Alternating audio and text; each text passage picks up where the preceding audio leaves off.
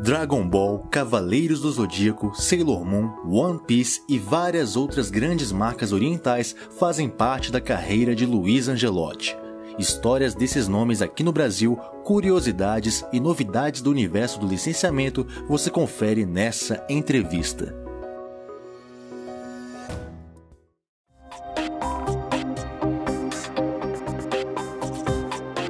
Na verdade, meu primeiro emprego foi na Maurício de Souza Produções e eu comecei na área de licenciamento. Lógico que o licenciamento era um mercado não exatamente como é hoje, era um mercado que estava se formando no Brasil, e o Maurício de Souza era um estúdio que detinha aí cerca de 50% do mercado de licenciamento nacional, brigando com a Disney na época. E foi lá que eu comecei a minha carreira e desenvolvi esse conhecimento todo durante 15 anos que eu trabalhei internamente na Maurício de Souza Produções. Comecei na época com uma função que hoje não existe mais, que é o famoso Office Boy, e saí de lá como gerente de produtos. Saindo de lá, eu passei por mais duas empresas de licenciamento, duas agências de licenciamento, uma sendo uma agência que era especializada em representação de marcas internacionais, onde tinha, por exemplo, os heróis Marvel na época, que era uma outra situação. O filme do Homem-Aranha estava em planos de ser produzido, Sonic, que era da Tectoy, né? O personagem que aqui no Brasil era trabalhado pela Tectoy, foi o único lugar no mundo onde o personagem foi mais importante do que a Nintendo, né? Sonic era uma marca de videogame que até então o mercado de licenciamento nacional não entendia direito como trabalhava esse segmento. Nós conseguimos fazer um trabalho bastante importante. Houve destaque, ou seja, vim ganhando muita experiência na questão de entender uma marca internacional, entender o público brasileiro, as necessidades e possibilidades junto ao mercado brasileiro e fazer todo um planejamento para a introdução dessas marcas que exigiam muito planejamento para você poder desenvolver algo aqui. E de lá eu passei para uma outra empresa que era uma distribuidora de vídeo, cinema e VHS na época, onde a minha função era criar uma empresa de licenciamento, e nós tivemos um certo sucesso durante os 2 anos que eu estive lá. Fizemos também trabalho com Copa do Mundo nessa empresa, na Character, que eu trabalhei durante um tempo. Enfim, teve um know-how adquirido aí de uma forma bastante rápida, que se somou a todo o know-how que eu tinha já do mercado brasileiro trabalhando com Maurício de Souza. Isso fez com que eu me transformasse em um profissional de licenciamento, com bastante experiência tanto na área administrativa, como marketing, como comercial. Saindo, retornei para o mercado de licenciamento com uma empresa chamada Da Licença, onde nós representamos, então começamos oficialmente a representar a Toei Animation em 1999. E venho desenvolvendo minha carreira desde então, abrindo a minha empresa Angelotti License em 2008. Hoje o nosso portfólio tem aproximadamente 20 marcas. Essas marcas se subdividem entre marcas nacionais, marcas internacionais, e hoje eu posso dizer com certeza que o carro-chefe, as marcas principais que nós temos, são as representações mais antigas que eu venho trazendo de outras empresas, como a Toei Animation, por exemplo. E hoje nós somos uma empresa extremamente especializada na análise, na avaliação, no desenvolvimento e implantação de programas de licenciamento. E graças ao trabalho que nós temos feito aí durante essas décadas, né, no mercado, nós temos um reconhecimento considerável no Brasil como uma agência de licenciamento, e principalmente no mercado internacional um nome bastante forte.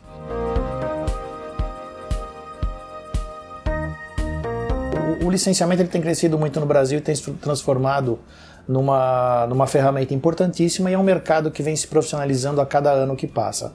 Hoje nós temos associação que cuida do setor, nós temos feiras específicas aqui no Brasil do setor, nos modelos das feiras de negócios que acontecem já no mercado internacional. É lógico que durante todos esses anos que eu trabalho no setor de licenciamento, até voltando um pouco para o primeiro ponto, falando da minha carreira, eu participei de muitas feiras nos últimos 20 anos, internacionais, seminários, palestras, apresentações, e nós não ficamos atrás em nenhum país no mundo quando se trata em profissionalismo. Por quê? O licenciamento não cuida só em pegar uma marca e bater na porta de uma empresa e fazer uma apresentação: olha, eu tenho determinada marca, por favor, estampa na sua camiseta. Quando você faz um planejamento de uma marca antes dela ser introduzida no Brasil, isso em qualquer nível de marca, seja ela muito importante ou pouco importante no cenário brasileiro, ela tem que ser ainda trabalhada, você tem um planejamento prévio junto com o dono da marca. Existe uma expectativa e uma necessidade que o dono da marca tem, seja ele o autor ou uma empresa, uma corporação que cuida dessa marca, as expectativas e as necessidades que essa empresa tem para você poder fazer um planejamento e trazer ela aqui para o Brasil. O Brasil tem as suas características, todo mundo sabe que o Brasil é uma ilha na América Latina, só nós falamos português, nós temos uma colonização diferente, um hábito diferente, todas as embalagens, dublagens, material tem que ser traduzido para o português do Brasil, então eles sabem que nós somos aqui um país que tem que ser tratado de uma maneira bastante diferente, não colocado como um bloco quando se fala em América Latina. Então essa é a nossa função, de fazer uma adequação da marca para o nosso mercado. E essa adequação ela envolve todo o suporte que essa marca deve ter, seja nas mídias sociais, seja na TV aberta, na TV paga, no editorial, ou seja, todas as plataformas de sustentação e divulgação da marca, fazer com que ela se transforme em um desejo, ou seja, em algo que o consumidor queira ter na sua casa, no seu universo, para daí então poder levá-la para o mercado, ou seja, para a indústria, para que se transforme em produto de consumo.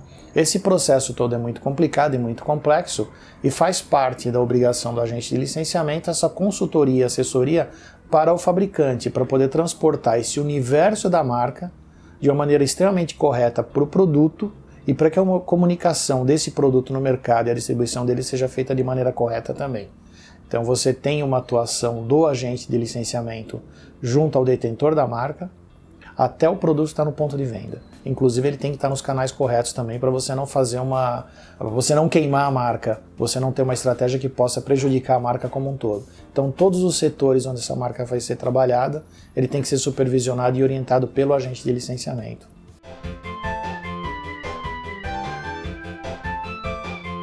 Na verdade, quando eu saí da Maurício de Souza Produções, automaticamente eu comecei a trabalhar na empresa chamada Character Licensing, e o Sonic já era uma marca que estava nessa agência.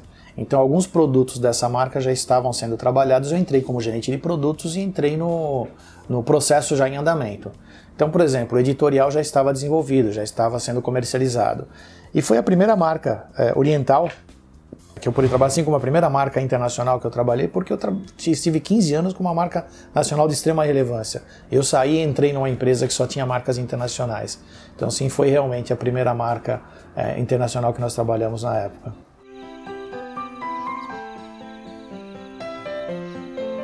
Quando eu comecei na Mundial Filmes, na época, existia uma intenção do dono da marca, o Luiz Procopio, em montar uma empresa de licenciamento. Porque ele já tinha todo um conteúdo para distribuição de cinema, TV e vídeo, muito forte na época, e esse era o suporte principal para uma marca ser introduzida no Brasil. Então, com esse patrimônio que ele tinha, essa sustentação toda de uma marca, ficava muito fácil você trazer tudo isso e fazer uma expansão desse conteúdo para o licenciamento, e assim nós tivemos lá durante 2 anos. Nessa época eu também acabei atuando na parte de home video, nós fechamos um contrato na época com o Estadão. Muito pouca gente vai lembrar, mas o Estadão na época distribuía um jornal no domingo, onde você com mais alguns reais, você comprava uma fita VHS com alguns filmes. E esses filmes foram desenhos animados, e os desenhos animados eram da Mundial Filmes, um projeto que nós fechamos com assim, alguns milhões de unidades vendidas, né? Foi uma passagem muito rápida na Mundial Filmes, foram apenas 2 anos, então nesses 2 anos no licenciamento você não consegue desenvolver, implantar e colher os resultados de uma marca, então tem todo um processo. Nós começamos com Peter Rabbit, com Babar e Paddington Bear, foram 3 marcas que nós começamos a trabalhar, porém logo em seguida nós entramos no projeto com a da licença. Então foi muito rápida a passagem para lá, e logo em seguida da Mundial nós entramos com o projeto da licenciamento, já representando na época a Suzy da Brinquedos Estrela, a marca nacional, e a Toei Animation.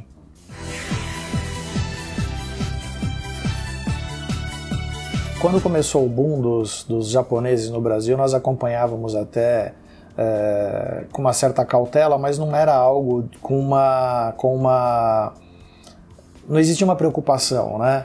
E eu não me recordo muito bem dentro da Maurício de Souza quando nós víamos esses personagens, simplesmente acompanhávamos. Eu tenho uma experiência muito grande quando eu saí em 94, comecei na Character e foi exatamente em 94 que Cavaleiros do Zodíaco estourou na TV Manchete. E isso eu já estava no mercado trabalhando com marcas internacionais e, por coincidência, nós tínhamos dentro da Character uma empresa chamada Character Toy Trade. A Toy Trade era uma empresa que representava fabricantes internacionais de brinquedos. Na época o mercado ainda era um pouco fechado aqui no Brasil, existia muita importação e a Toy Trade fazia essa intermediação de negócios para as empresas nacionais.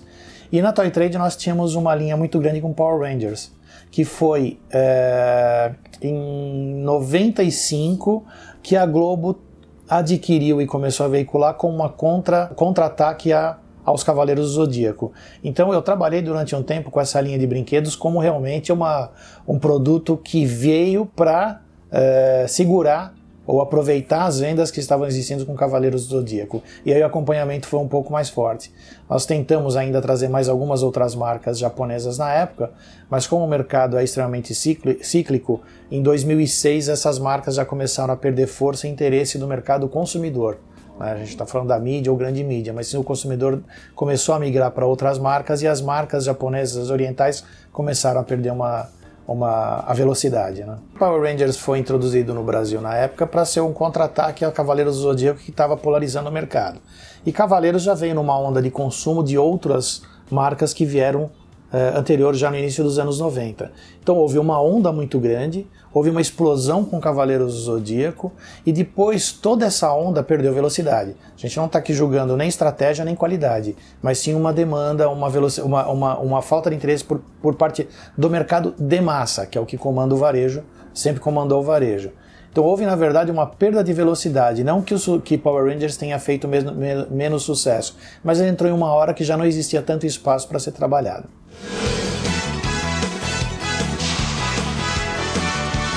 Tem uma história bastante interessante. Nós fomos convidados a representar a Toei Animation aqui no Brasil através de uma empresa norte-americana chamada Cloveray. Como agente, eles tinham tido uma experiência com outro agente, até 1998, em 99 eles estavam sem a gente e nos convidaram então para representarmos a Toei Animation, ou seja, uma representação indireta da Toei Animation aqui no Brasil. Não era diretamente com a Toei, sim com essa empresa chamada Cloveray. E nós começamos exatamente com Dragon Ball. Foi a marca que nos disponibilizaram para fazer um trabalho, um planejamento e uma introdução da marca aqui no Brasil.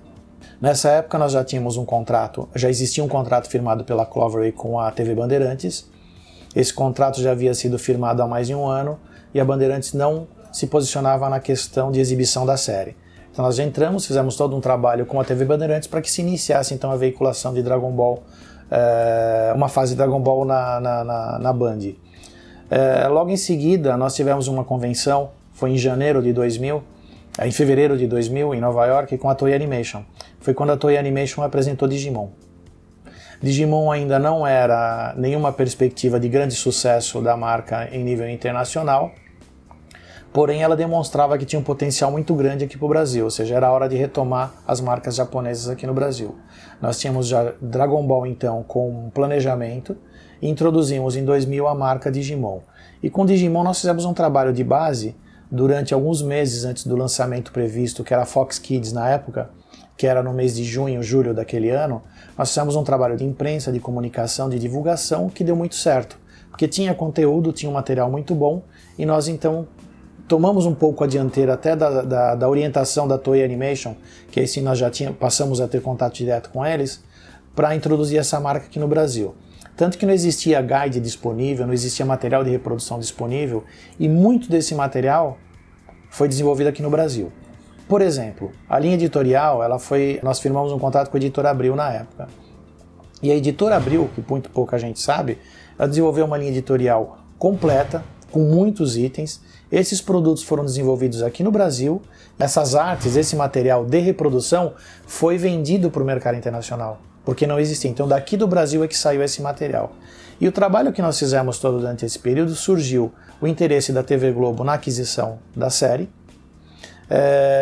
Com a expectativa de lançamento na Fox Kids na época era muito grande, existia um potencial de mercado muito grande para essa marca, houve um acordo da TV Globo com a Fox Kids para antecipar o lançamento, que era uma janela de 3 ou 6 meses, se eu não me engano, após o lançamento na TV paga, para a TV aberta iniciar a veiculação da série. Então houve um acordo entre TV Globo e Fox Kids para que eles iniciassem na mesma data. Então esse acordo não vai entrar em detalhes, mas teve uma troca de interesses ali, e a série começou a ser veiculada ao mesmo tempo, tanto na Fox Kids como na TV Globo, no mesmo mês. E houve um sucesso extremamente grande. Nós fomos reconhecidos pela Toei Animation, na época, como o melhor agente do mundo, com esse case de Digimon aqui no Brasil. A Globo ela vinha passando por uma fase não muito positiva na audiência da programação infantil dela, na programação matinal dela com a TV Globinho. Se eu não me engano, na época a audiência era em torno de 3 pontos. E quando o Digimon entrou, ele teve uma alavancagem dessa audiência para algo em torno de 16 pontos. E a audiência consolidada, se eu não me engano, na época era 12, 13 pontos de audiência. Ou seja, subiu muito. Houve realmente uma explosão muito grande naqueles 6 meses que a série foi veiculada na parte da manhã. E isso, logicamente, causou o interesse da própria emissora em promover a marca. E não só isso, nós somos matéria na época da revista Veja, nós somos matéria na Gazeta Mercantil, que era um jornal de negócios muito importante, enfim. A marca por si só, pelo sucesso dela, proporcionou aí um facing bastante grande no mercado. Logo em seguida, nós viemos então com Dragon Ball, que existia já um acordo com a TV Bandeirantes, e a TV Bandeirantes começou, se eu não me engano, em outubro de 99, eu não me recordo a data, posso estar enganado, mas por aí, a veicular Dragon Ball na grade de programação deles, um horário meio que alternativo. Nós intermediamos então uma negociação com a TV Globo para aquisição de outras fases, outras etapas de Dragon Ball, que também começou a ser veiculado no ano de 2001, se eu não me engano, e começamos aí o planejamento para trazer de novo Cavaleiros do Zodíaco para o Brasil. Aí nós já começamos a representar a Toei Animation diretamente. Quando o SBT exibiu o Dragon Ball, que foi o que eles adquiriram, foi uma fase já de declínio e foi sem planejamento nenhum. Simplesmente colocaram na grade, a audiência não foi aquilo que eles esperavam, congelaram a série. Isso foi um grande problema que causou para a marca no Brasil, que até pouco tempo atrás era mal vista pelo varejo como uma marca não vendedora, porque na época ela entrou, tinha vários produtos e esses produtos acabaram encalhando no ponto de venda. Quando nós começamos com Dragon Ball aqui no Brasil, já existia um acordo entre Clover e TV Bandeirantes para exibição de Dragon Ball Z, um número limitado de episódios. E quando nós começamos a trabalhar Dragon Ball Z junto com Digimon, já nós tínhamos um relacionamento com a TV Globo relativamente bom por causa de Digimon, tudo que estava acontecendo, nós também colocamos os outros episódios que não estavam comercializados ainda para a TV Globo. Eles tiveram interesse em adquirir todos, 100% da produção, incluindo Dragon Ball, Dragon Ball Z e Dragon Ball GT. Porém, na época foi vendido Dragon Ball GT para a TV Globo. E logo em seguida, depois passando alguns anos, eles compraram todos os direitos de exibição de todos os episódios. Porém, durante um tempo, nós tínhamos então a exibição da série pelo canal Cartoon Network, a TV Bandeirantes veiculando com sucesso. Quando a Globo começou a veicular, a audiência foi muito boa, e o SBT tinha o Dragon Ball ainda na gaveta, resolveu também colocar na programação infantil. Então nós tivemos uma exposição da marca como jamais vista em nenhum lugar do mundo, foi só aqui no Brasil, né?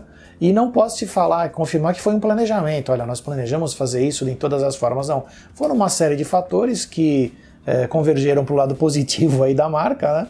E nós tivemos muita sorte. Na época foi quando houve uma explosão da marca e houve aí uma explosão de alguns produtos, como a implantação do mangá aqui no Brasil também. Na verdade, assim, gente, lógico, o que passa na Globo, a Globo tem uma influência muito grande, é uma TV de massa. A gente fala em massa, ela tem um poder muito grande.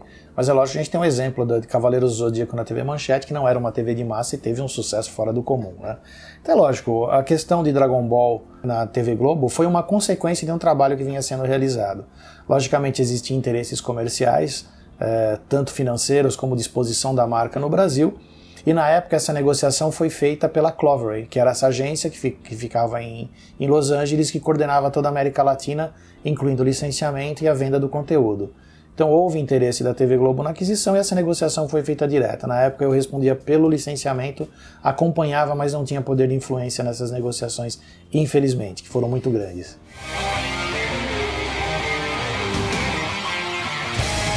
A volta de Cavaleiros do Zodíaco ela foi muito negociada e muito trabalhada.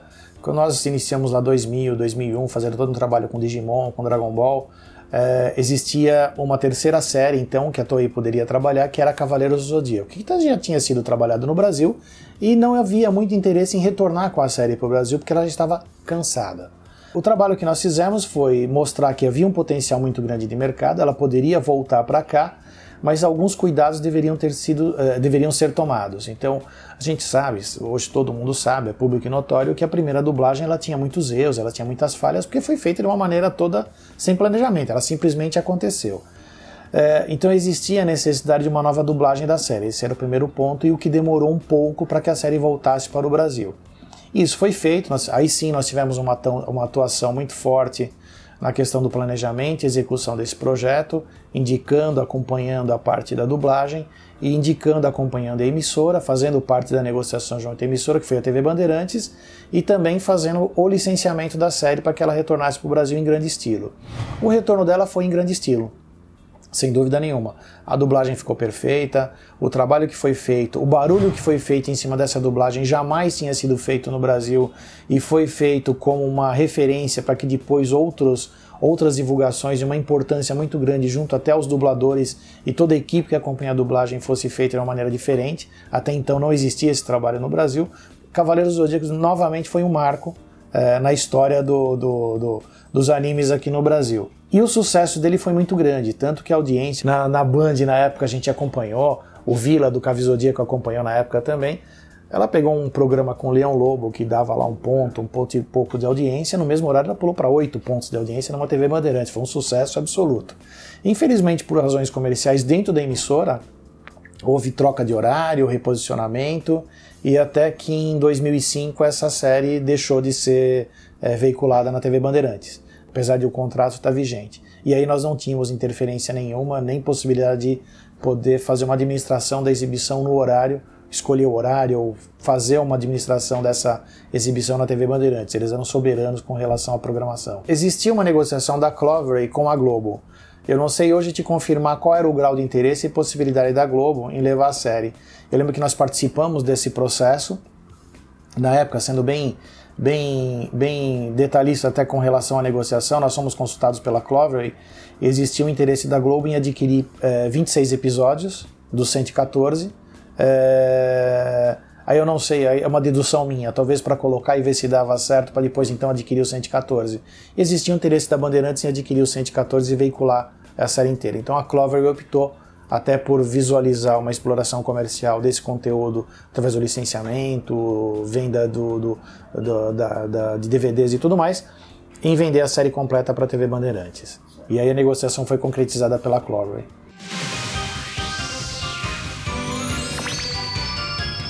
Não existe problema com relação a Sailor Moon. Ela tem um potencial muito grande, só que ela vem numa velocidade um pouco diferente. Então, assim, nossa experiência com Sailor Moon.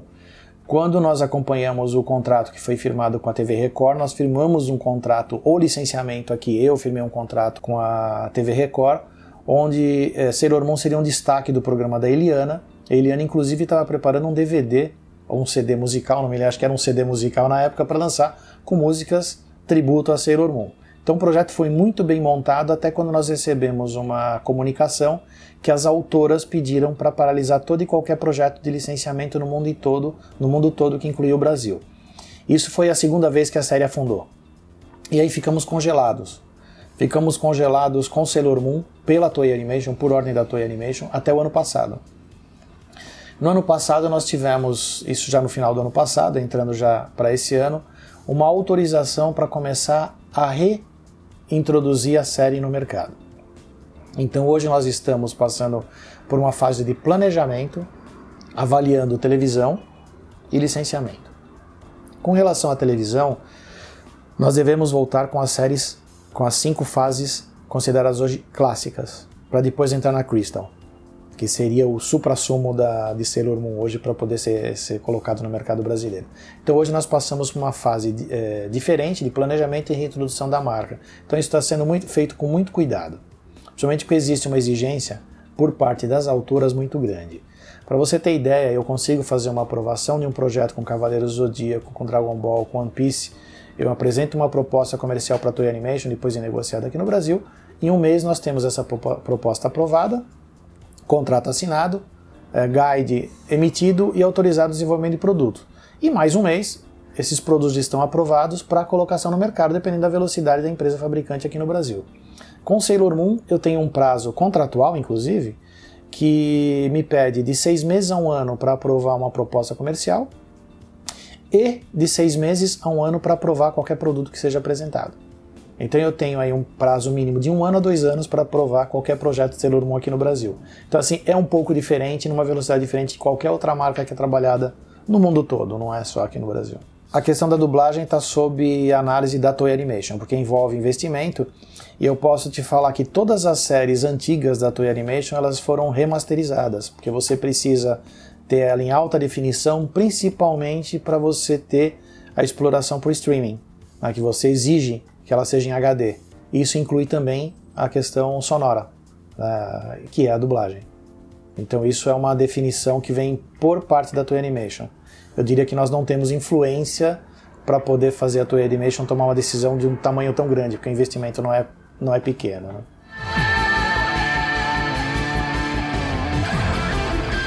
Na verdade, quando foram veiculadas as informações, todas as informações elas não foram criadas aqui, elas vieram de quem detém as licenças, de quem é o produtor ou da distribuidora por Brasil, e nós, como agente de licenciamento, divulgávamos essa notícia como suporte da marca já para preparar o mercado. Algumas dessas séries foram vendidas para emissoras brasileiras, emissoras abertas brasileiras, e não foram veiculadas. Simplesmente elas ficaram na gaveta. Eu tenho vários títulos que foram colocados, eu não sei, melhor nem falar, mas que empresas brasileiras compraram e simplesmente não colocaram no ar. Simplesmente não colocaram. Então essa foi uma das razões dessas séries não terem aparecido também. Mas alguma delas chegou a ser dublada também? Não me lembro, eu já não me lembro, porque as dublagens elas não eram... nós tivemos um case especial, nós temos um acompanhamento especial com a Toei Animation. Outras séries que não são as principais da Toei ou que sejam de outras distribuidoras, nós não temos a responsabilidade de viabilizar nem acompanhar a dublagem.